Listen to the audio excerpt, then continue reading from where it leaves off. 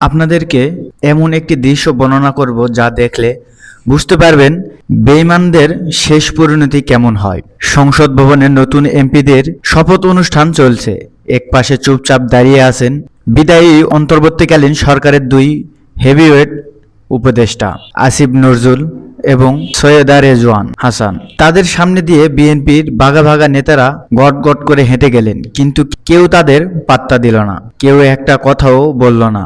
বেচারা আসিফ নজরুল আর Rezwana Hasan fail fail করে তাকিয়ে রইলেন। অপমান কি এখানেই শেষ? না। একই জায়গায় সাবেক পররাষ্ট্র উপদেষ্টা তৌহিদ হোসেন দাঁড়িয়ে একা একা মোবাইল টিপছেন। কেউ তার দিকে ফিরেও তাকাচ্ছে না। ঠিক তখনই পুলিশের একজন সাধারণ এসআই সাব ইন্সপেক্টর ভিড় ঠেলে যাওয়ার সময় তাকে অনেকটা ধাক্কা দিয়েই সামনে চলে গেলেন। আহা, কোনো কদরও নেই, কোনো আদরও নেই। যে পুলিশ কয়েকদিন আগেও তাদের স্যালুট দিত, স্যার স্যার বলে মুখে ফেনা তুলত, আজ তারা ধাক্কা দিচ্ছে। মানে এরা এখন বিএনপির কাছে কিছুই না, ইউজ অ্যান্ড থ্রু। সোজা বাংলায় বলতে গেলে অবহেলিত মাল, পচা মাল। এরা শুধু বিএনপির কাছেই অবহেলিত তা নয়, সাধারণ জনগণের কাছেও এরা আজ বেঈমান হিসেবে পরিচিত পেয়েছে। অথচ একটু ফ্ল্যাশব্যাকে যান। অন্তর্বর্তীকালীন সরকার যখন দায়িত্ব নিল তখন তাদের প্রতি মানুষের ভালোবাসা আর শ্রদ্ধা কতটা অজ্ঞাত ছিল।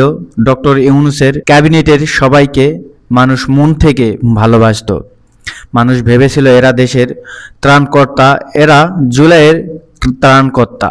কিন্তু সেই ভালোবাসায় ছেদ পড়ল কেন? ক্ষমতার লোভে, ব্যক্তিগত স্বার্থে এবং বিদেশি প্রভুদের প্রেসক্রিপশনে। মানুষ যে আশা নিয়ে বুকের তাজা রক্ত ঢেলে দিয়েছিল, এই উপদেষ্টারা সেই রক্তের উপর দাঁড়িয়ে নিজেদের আখের গুছিয়েছেন। এই পতনের শুরুটা কবে হয়েছিল জানেন? গত বছর ডক্টর ইউনূসের সেই বিতর্কিত লন্ডন বৈঠকের পর।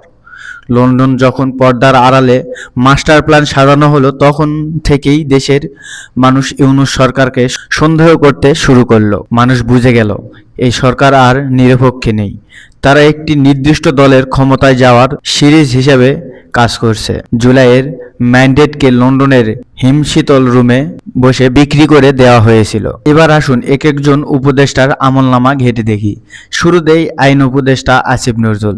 তার কর্মকাণ্ডে দেশের মানুষ সবচেয়ে বেশি হতাশ হয়েছেন।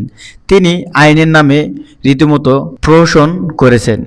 একদিকে তিনি গণহারে আওয়ামী লীগের খুনি আসামিদের জামিন দিয়ে ছেড়ে দিয়েছেন, আর অন্যদিকে জামাত শিবিরের মতো তরুণদের পুরনো রাজনৈতিক মামলাগুলো ইচ্ছা করে জিয়ে রেখেছিলেন। জুলাইয়ের আকাঙ্ক্ষা তিনি মানেননি। তিনি নির্লজ্জের মতো একটি দলের এজেন্ডা বাস্তবায়নে কাজ করেছেন। এসব কারণে দেশের আপামর জনতা তাকে গালে জুতা পেটা করতে চেয়েছিল। আইন উপদেষ্টা যখন বিচার নিয়ে খেলছেন, তখন পরিবেশ উপদেষ্টা সৈয়দা রেজওয়ানা হাসান কি করেছিলেন? দেশের মানুষ তখন দ্রব্যমূল্য, চাঁদাবাজি আর সিন্ডিকেটের যন্ত্রণায় পৃষ্ঠ। তখন তিনি মেতেছিলেন এলিট পরিবেশবাদ নিয়ে। তিনি কিসব গাড়ি হর্ন বন্ধ করা আর সেন্ট মার্টিন দ্বীপে পর্যটক নিষিদ্ধ করা নিয়ে রীতিমতো ফাত্রামি শুরু করলেন। রাষ্ট্র মেরামতের মতো সিরিয়াস ইস্যু বাদ দিয়ে তিনি পড়ে রইলেন এমন সব লোক দেখানো সস্তা ইস্যু নিয়ে। মানুষের মনে তখন প্রশ্ন জেগেছিল, এরা কি আসলেই দেশ চালাতে এসেছে নাকি এনজিও চালাতে এসেছে? আর সবচেয়ে বড় বেঈমানের ইতিহাস রচনা করেছেন কে?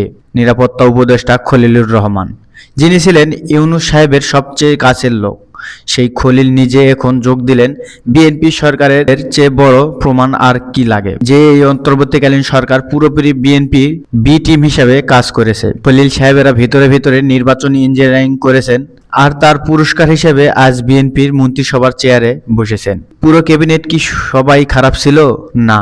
এভাবে ধরে ধরে হিসাব করলে দেখা যায় একমাত্র ফজলুল কবির খান ছাড়া এই ইউনূস সরকারের একজন উপদেষ্টাও জুলাইয়ের শহীদদের কথা ভাবেনি। ফজলুল কবির খান নিজের মন্ত্রণালয়ের কাজগুলো চুপচাপ করে গেছেন, কিন্তু বাকিরা শুধু রাজনৈতিক স্ট্যান্ডবাজি করেছেন, জনগণের আকাঙ্ক্ষার বিরুদ্ধে গেছেন এবং ফ্যাসিবাদী কাঠামোকে টিকিয়ে রাখার ব্লুপ্রিন্ট বাস্তবায়ন করেছেন। ইউনূস সরকারের প্রতি মানুষের যতটুকু মায়া অবশিষ্ট ছিল সেটা শেষ হয়ে যায় শহীদ ওসমান হাদির ইস্যুটিতে। হাদির খুনিদের বিচারের দাবিতে যখন মানুষ রাজপথ নামল, যখন যমুনা ঘেরাও করলো, তখন তাদের কথার শোনার বদলে উল্টো গণহারে পিটুনি দেওয়া হলো। খুনিদের বিচার না করে উল্টো বিচার প্রার্থীদের পেটানো এবং শেষমেশ একটি নির্লজ্জ ইলেকশন ইঞ্জিনিয়ারিং করার ব্যাপারটি ইউনূস সরকারকে চরম অজনপ্রিয় করে তোলে। মানুষ বুঝতে পারে এরাও আসলে স্বৈরাচারের আরেকটা নতুন ভার্সন। যে কোনো সরকার যখন বিদায় নেয় তখন মানুষের মনে একটি কালো দাগ কাটে, মায়া তৈরি হয়। কিন্তু ইউনূস সরকার যখন ক্ষমতা ছাড়ল তখন কেউ তাদের জন্য এক ফোঁটা চোখের জলও ছাড়ল না। চোখের পানি ফেলা তো দূরের কথা, মানুষ উল্টো রাস্তাঘাটে, চায়ের দোকানে, সোশ্যাল মিডিয়ায় তাদের গালিগালাজ শুরু করেছে। বেঈমানদের পরিণতি এমনই হয়। যে জনগণ মাথায় তুলে নাচায়, বেঈমানি করলে সেই জনগণই ডাস্টবিনে ছুঁড়ে ফেলতে দ্বিধাবোধ করে না। এসআই এর ধাক্কা খাওয়া তৌহিদ বা ফেল করে তাকিয়ে থাকা আসিফ নজরুল রায় তার সবচেয়ে বড় প্রমাণ। বিএনপি আজ এদেরকে টিস্যু পেপারের মতো ব্যবহার করে ছুঁড়ে ফেলেছে। আসিফ নজরুল, রেজওয়ানা হাসানরা এখন ইতিহাসের আস্থা করে নিক্ষিপ্ত এক ঘটনা। আগামী দিনের যে কোনো সরকারের জন্য একটি বিশাল শিক্ষা। জনগণের ম্যান্ডেট চুরি করলে, শহীদদের রক্তের সাথে বেইমানি করলে দিন শেষে আপনাকেও এমন পচা মাল হয়েই বিদায় নিতে হবে। রেজওয়ানা আর আসিফ নজরুলদের মতো কেউ আপনাকে পাত্তা দেবে না। আপনারা কি মনে করেন ইউনূস সরকারের এই করুণ বিদায়ের জন্য কারা সবচেয়ে দায়ী? ইংরেজিতে একটা প্রবাদ আছে, জাহাজ যখন ডুবতে শুরু করে তখন সবার আগে ইঁদুররা পালাতে থাকে। অন্তর্বর্তীকালীন সরকারের বিদায়ের পর ঠিক এমনই দৃশ্যটাই এখন আমরা দেখছি। যারা গত ১.৫ বছর এসি রুমে বসে জাতির সামনে লম্বা লম্বা নীতিবাদ্য উড়িয়েছেন, তারা এখন একের পর এক চুপিসারে দেশ ছেড়ে পালাচ্ছেন। খবর নিন, ইউনূস সাহেবের ডাক ও টেলিযোগ উপদেষ্টা ফয়েজ আহমেদ তৈয়ব কোথায়? বিএনপি ক্ষমতা পুরোপুরি বুঝে নেওয়ার আগেই তিনি দেশ ছেড়ে সোজা নেদারল্যান্ডসে পাড়ি জমিয়েছেন।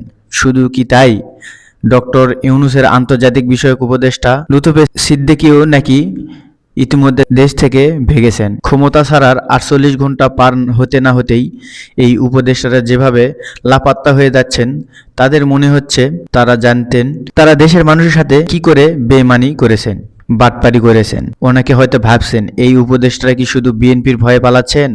উত্তর হলো না। বিএনপির তো এখন মধুর চন্দ্রিমা চলছে, তারা কেন এদের মারতে যাবে? বরং এই সরকার তো বিএনপিরই সেট আপ করা। উপদেষ্টাদের দেশ ছাড়ার আসল কারণ হলো জনতার পিটুনি খাওয়ার ভয়। তারা খুব ভালো করে জানেন জুলাইয়ের আকাঙ্ক্ষাকে গলা টিপে হত্যা করে তারা ইলেকশন ইঞ্জিনিয়ারিং করেছেন এবং শহীদ হাদির মতো তরুণদের খুনিদের বাঁচিয়েছেন। তাতে সাধারণ মানুষের বুকে ক্ষোভের আগুন জ্বলছে। রাস্তায় নামলে জনগণ যে জুতাপেটা বা গণপিটুনি দিতে পারে, এই সাইকোলজিক্যাল ট্রমা থেকেই বাকি অনেক উপদেষ্টা এখন দেশ ছাড়ার জন্য গোপনে ট্রাভেল ব্যাগ গোছাচ্ছেন। এবার আসুন আরেক বেইমানির জ্বলন্ত দৃষ্টান্তে। ইংরেজিতে যাকে বলে কার্মা ইজ বোমেরা। রাষ্ট্রীয় সংবাদ সংস্থা বাসের এমডি মাহবুব মুর্শেদের ঘটনা। এমডি মাহবুব মুর্শেদের ঘটনা শুনলে আপনি হাসবেন নাকি কাঁদবেন বুঝতে পারবেন না। এই মাহবুব মুর্শেদ সাহেব গত ১.৫ বছর বাসকে ব্যবহার করে পুরোপুরি বিএনপির পক্ষে দালালি করেছেন, আর সুযোগ পেলেই জামাতে ইসলামের বিপক্ষে বিষোদ্গার এবং নেগেটিভ নিউজ করেছেন। স্ট্যাটাস দিয়েছেন তিনি ভেবেছিলেন বিএনপির দালালি করলে বিএনপি ক্ষমতায় এসে তাকে মাথায় তুলে নাচবে, কিন্তু রেজাল্ট কি হলো? এখন সেই বিএনপির লোকেরাই তাকে ঘাড় ধরে মারধর করেছে, আর তিনি এখন মিডিয়াতে এসে কান্নাকাটি শুরু করেছেন। এটাই হলো দালালদের আসল পরিণতি। যারা অন্যের হয়ে দালালি করে, দিন শেষে সেই প্রভুরাই তাদের লাথি মেরে ডাস্টবিনে ফেলে দেয়। আমাদের কাছে থাকা ভিতরের খবর বলেছে খুব শীঘ্রই এই সরকারের বেশ কয়েকজন হাই প্রোফাইল উপদেষ্টা এবং আমলাকে গ্রেফতার করা হতে পারে। বিএনপি তাদের নিজেদের ইমেজ ক্লিন রাখার জন্য এবং আমরা দুর্নীতির বিরুদ্ধে একটা প্রমাণ করার জন্য এই পচা মাল বা ইউজ টিস্যু পেপার গুলোকে বলির পাঠা বানাবে। আজকের এই মেগা বিশ্লেষণের শেষ কথা, আজ আসিফ নজরুল, ফয়েজ আহমেদ তৈয়ব বা মাহবুব মোর্শেদের যে করুণ এবং অপমানজনক পরিণতি আমরা দেখেছি তা কোনো রাজনৈতিক দুর্ঘটনা নয়। এগুলো হলো জুলাই আগস্টের 2000 শহীদদের সাথে বেইমানির ফল।